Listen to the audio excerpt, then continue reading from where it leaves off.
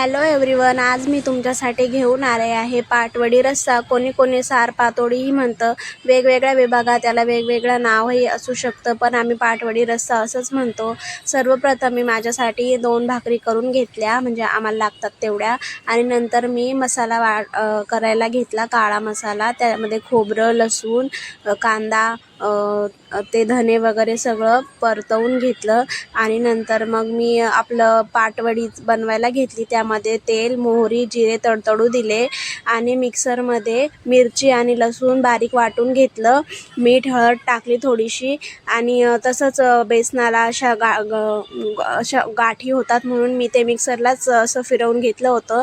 नंतर मग हे असं बॅटर तयार होतं आणि मग ते असं फिरवून घ्यायचं. जोपर्यंत ते नॉनस्टिकी होत नाही, चांगलं वाफाळत नाही, तोपर्यंत ते तयार करून घ्यायचं असतं. आणि हे बघा, ते असं एकदम लुसलुशीत आणि मऊ होतं. थंड झाल्यानंतर एका प्लेटमध्ये ते व्यवस्थित तुम्हाला जसा पाहिजे तसा आकार तुम्ही देऊ शकता. हे बघा, माझे पाटवडी एकदम मऊ लुसलुशीत तयार झालेली आहे. नंतर आपण रस्सा तयार करायला घेऊ. तेल, मग आपण केलेलं ते काळं वाटण टाकायचं आणि ते छान परतू द्यायचं. जोपर्यंत त्याला तेल आणि वाटण वेगवेगळं होत नाही, तोपर्यंत त्याला छान परतू द्यायचं. आपल्या आवडीचे मसाले घालायचे. लाल तिखट अकॉर्डिंग टू तुम्ही जसं खाता तसं घ्यायचं.